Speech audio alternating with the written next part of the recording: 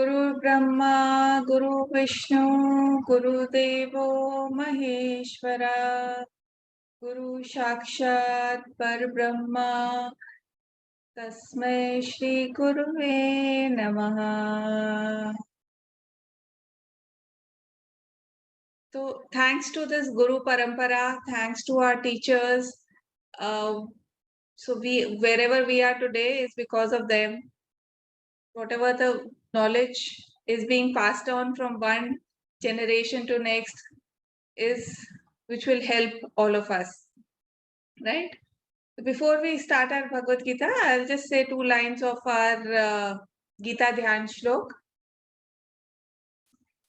Vasudev Vasudam Devam Kamsacharo Mardanam Devaki Paramanandam Krishnam Vande Jagat Guru.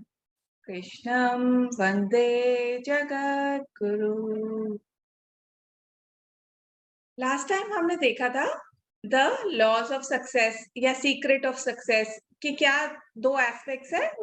एक था कि dedicating our work to the higher, दूसरा था conservation of energy.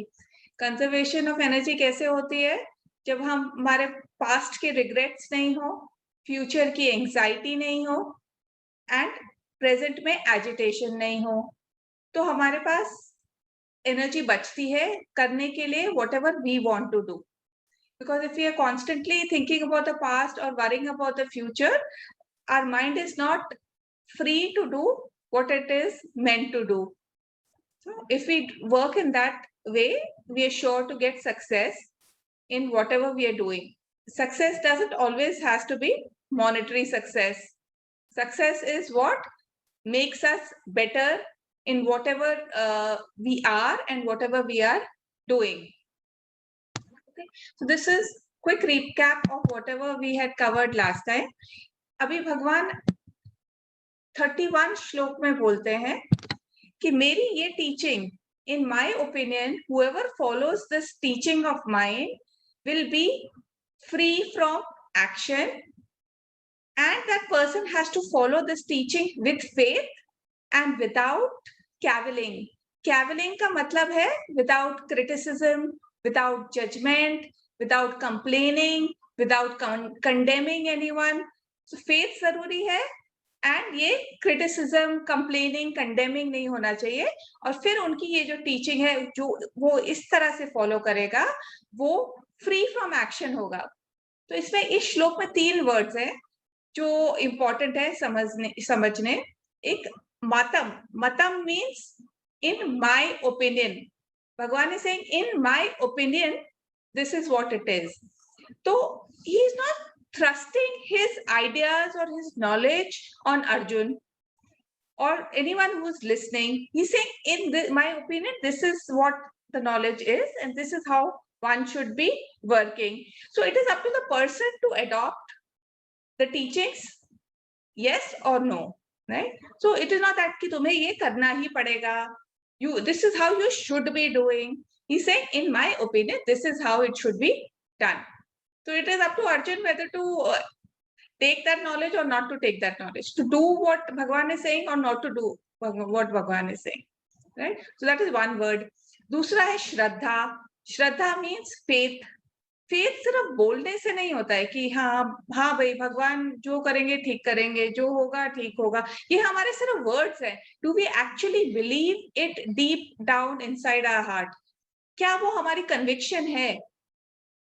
हम लोग बोलते हैं इमोशनली बट वो हमारी कन्विक्शन नहीं है. अगर कन्विक्शन होती तो हम लोग वरी नहीं करते. वरी कहाँ से आती है? Because we do not strongly believe in it. हमारी कन्विक्शन इतनी स्ट्रांग नहीं है. तो भगवान ने इसलिए बोला है फेथ चाहिए एंड कन्विक्शन चाहिए. फेथ क्या होता है? जिसमें कन्विक्शन भी है, इमोशन भी है. तो हमारे लोगों में कन्विक्शन मिसिंग है. हम बार बार डगमगा जाते हैं. राइट? हमारा फेथ जो है डगमगाता रहता है. ठीक है, तो ये हो गया श्रद्धा. तीसरा वर्ड है अनसूयन्तः. अनसूयन्तः means cavilling. That is what I said was complaining, criticism, condemning, judging. ये सब नहीं होना चाहिए. right? So if we understand these three words in the shlok is understood. How we have to work? We have to work with faith and with anusuyantaha, right? So most people, what it happens is, acha, before we move ahead, isme hai, how do we become free from action? That part we didn't. What do you mean by free from action? Free from action means action तो सबको ही करना है, काम तो हर कोई करता है, but ये फ्री फ्रॉम एक्शन क्या हुआ?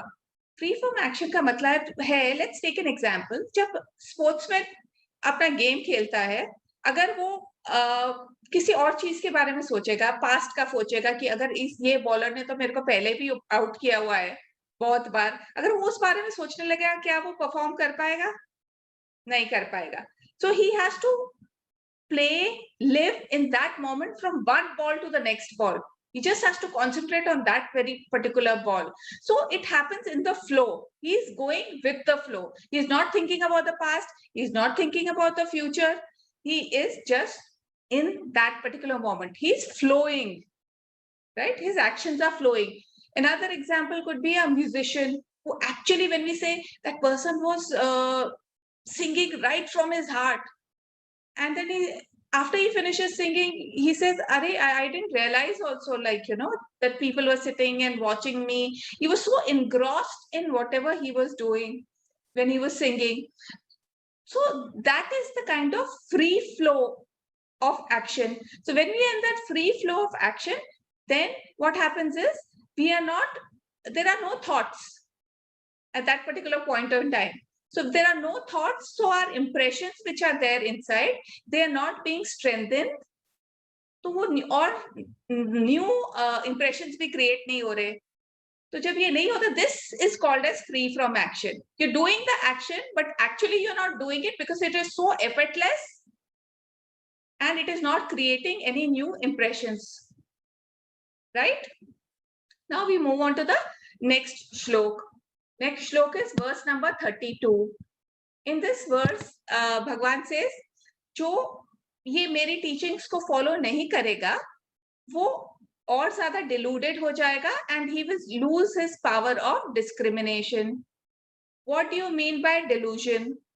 Delusion means when you identify with anything other than our pure self, when you identify with the body, when you identify with the mind, when you identify with your intellect, you identify with something else which is not your pure consciousness.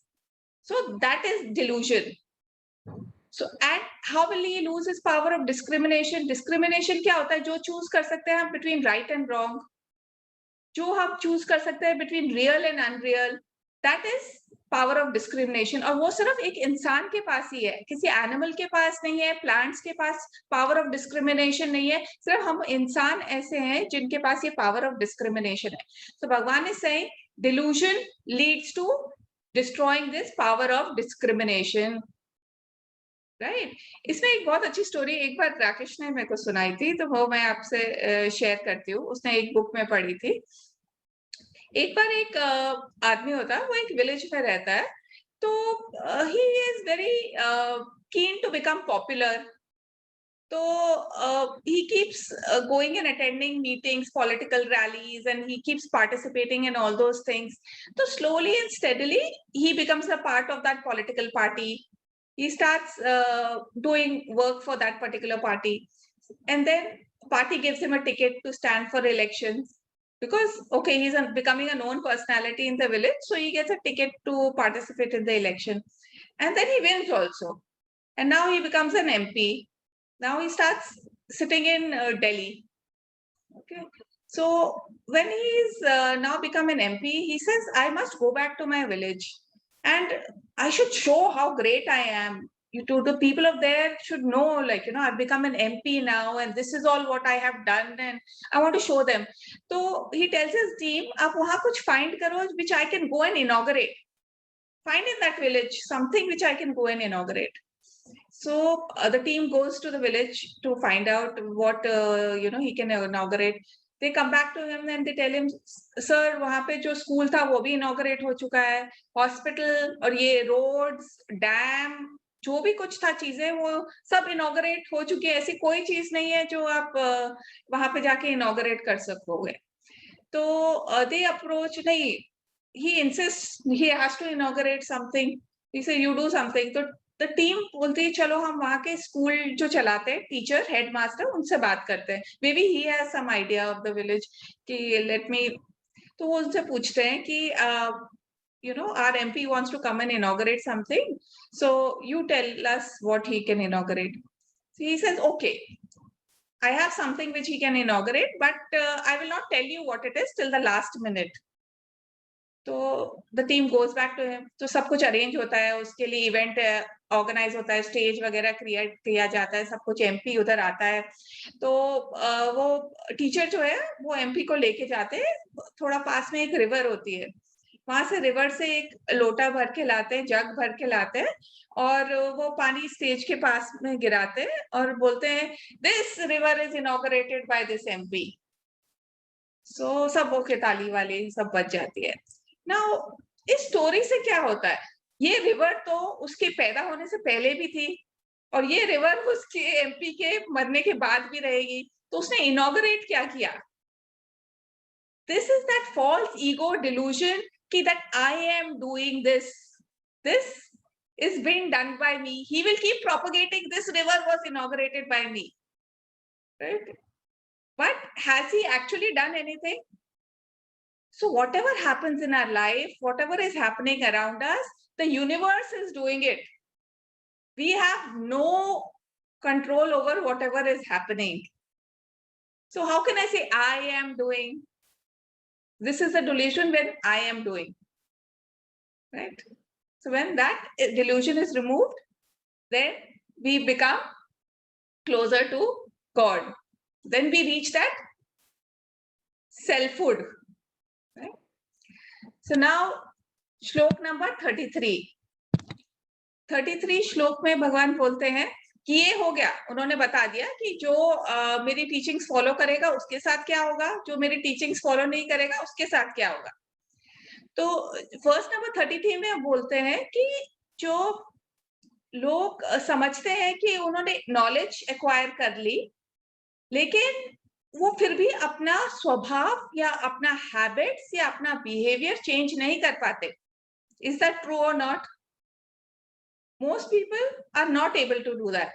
They might acquire the knowledge, but they are not able to change their nature, behavior, or their way of dealing. So Bhagavan says, is this, so a wise man acts in accordance with his nature. Beings follow their nature. What can restraint do? आप जबरदस्ती किसी को बोलो कि तुम्हें ये नहीं करना है, तुम्हें ऐसे बिहेव नहीं करना है, ये ठीक नहीं है, ठीक है, वो कुछ टाइम कंट्रोल कर लेगा, बट उससे उसका बिहेवियर, उसका थिंकिंग, उसका नेचर चेंज नहीं होगा। तो किसी को रिस्ट्रेन करने से, किसी को सप्रेस करने से वो चेंज नहीं होता है। तो कैसे चेंज होता है? It is in the next shloka. How can the person change? ये नेचर कैसे बनता है हमारा और हम इस नेचर को कैसे चेंज कर सकते हैं? तो इन वर्स नंबर 34 भगवान से कि हमारा ये नेचर बनता है हमारी इनहेरेंट वासनास की वजह से, जो हमारे अंदर इंप्रेशंस हैं, जो टेंडेंसीज हैं, जो हैबिट्स हैं, जो हमारी लाइक्स और डिसलाइक्स हैं, that in all makes our nature. तो अभी हमें क्या करना पड़ेगा इस नेचर को चेंज करने के लिए? First thing we have to do is we have to try changing our habits. Many habit changes will bring about changes in our behavior and in turn will change our nature, right? तो ये many habit कैसे change की जाए? तो this is called as the transformation technology, applying the knowledge. पहले श्लोक में भगवान बोलते थे कि कुछ लोग वाइज पीपल जिनके पास नॉलेज भी होती है वो अप्लाई नहीं करते नॉलेज को, वो अपना इसीलिए एक्शन, बिहेवियर और नेचर चेंज नहीं कर पाते because they are not applying the knowledge. So when we have to start applying the knowledge to be able to change our nature and behaviour. तो ये कैसे कर सकते हैं? उसके 4 स्टेप्स है। 4 things we have to do to be able to change our habit, behavior, and then nature. First thing is acceptance. Acceptance of myself and acceptance of other.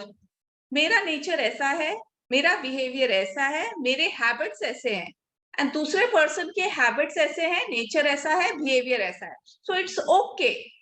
That's fine. That is how that person is. This is how I am. So first thing is acceptance. Accept whoever is in whatever way that person is. It's okay. Second is understand the role of Raga Dvesh. Raga Dvesh means likes and dislikes. We always keep moving towards things we like and move away from things we don't like. So हम हमेशा वही चीजें खाना चाहते हैं, वही चीजें करना चाहते हैं, वही जाना चाहते हैं जो चीजें हमें पसंद है. जो चीजें हमें नहीं पसंद वो हम नहीं करना चाहते, हम उससे दूर रहना चाहते हैं. तो this is what is causing our bondage, or जिसने हमें जकड़ के रखा है, राइट? तो we have to break this likes and dislikes. वो कैसे ब्रेक होंगे? जब हम by little, जैसे एक स्कल्पचर है, वो स्कल्पचरिंग करता है तो धीरे धीरे चिप करता है ना वुड को या स्टोन को. एक बार में तो नहीं तोड़ देता, एक बार में तोड़ेगा तो स्टोन के 2 टुकड़े हो जाएंगे. धीरे धीरे धीरे धीरे चिप करता है तो उसका एक स्कल्पचर, एक फिगर रेडी होती है. सिमिलरली हमें भी अपने साथ उसी तरह से काम करना है. लिटिल बाय लिटिल छोटी छोटी हैबिट्स चेंज करनी है, जिससे फाइनली हमारा वो नेचर है एक परफेक्ट स्कल्पचर की तरह हो जाएगा. तो इसके लिए क्या करना है कि एक हैबिट को अनडू करो, चाहे उसके लिए विल पावर या क्यों ना यूज करनी पड़े. एक हैबिट कोई भी चूज करो, एक हैबिट को, जो चीज आपको नहीं पसंद वो भी करना शुरू करो. कोई भी एक ऐसी चीज पिकअप करो जो मेरे को पता है मेरे को नहीं पसंद. सपोज चलो खाने में ही ले लो, मेरे को करेला नहीं पसंद, तो मैं थोड़ा कोशिश करूंगी, चलो एक बाइट खा लूं करेले का. नेक्स्ट टाइम थोड़ा सा और खा लूं, लेकिन मैं करेले से दूर नहीं भागूं कि नहीं यार मेरे को पसंद नहीं है, मैं तो करेला खाऊंगी ही नहीं. This is about eating, very simple thing to do. But थोड़ा वो भी हो सकता है कि अच्छा ठीक है, मैं इस पर्सन को टॉलरेट नहीं कर सकती, नहीं, okay, if I can't stay in that person's presence, at least okay, I can keep quiet, I can stay away, but it's okay, that person is around, that person can talk to someone else. And slowly and steadily I have to come to a point where I can start talking to that person also, right? Slowly and steadily, dheere dheere dheere start, pick up anything, any one little habit जो आपको नहीं पसंद वो करना start करना है. ठीक है, that is the second step. Third step is जो है हम ये नॉलेज, राइट नॉलेज को एक्वायर करना है और इस नॉलेज को हमारा कन्विक्शन बनाना है, इतना स्ट्रॉन्ग कि हम इस पर अटल हो जाएं, हम इस पर इतना स्ट्रांगली बिलीव करने लगे. तभी कोई नेचर, कोई बिहेवियर चेंज हो सकता है अगर हम उसमें स्ट्रांगली बिलीव करते हैं. अगर मैं बिलीव करती हूँ कि हाँ मुझे वेट लॉस करना है, मैं स्ट्रांगली बिलीव करती हूँ कि और मेरा वेट लॉस होगा, इस तरीके से होगा, या मेरे को वॉकिंग करना है, मैं स्ट्रांगली बिलीव करती हूँ वॉकिंग मेरे लिए अच्छा है और मैं उसको वॉकिंग करना स्टार्ट करती हूँ. So that is my firm conviction. Only then I can start doing it.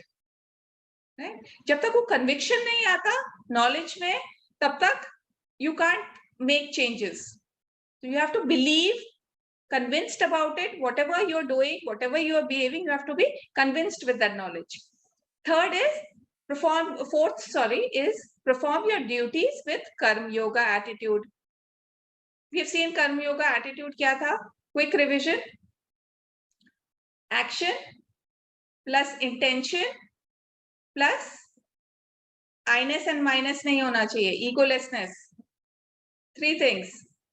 And fourth thing is action के फ्रूट क्या इसका रिजल्ट होगा उस पर डिपेंडेंस नहीं होना चाहिए. तो दीज 4 थिंग्स इज कर्म योगा एटीट्यूड. और भी चीजें हैं but 4 main things, right? So ये 4 चीजें हम जब करेंगे, क्या 4 चीजें? Except our nature whatever it is, understand the role of raga dvesha, likes and dislikes, thinking right, that acquiring the knowledge and making it our conviction, Fourth is performing our duties with Karma Yoga attitude. Okay, we will end today here. And before I end, one little homework for everyone. This homework was given to us when we were doing our class. Our teacher had given this homework and we had done it. So I'm giving this homework to you all. So this homework was, give up something in yourself which is not good for you. What is the homework? Give up something in yourself which is not good for you. Okay, think about it for this week. We will talk about it in the next session. Okay, I will end with the shlok, then we will take question answers.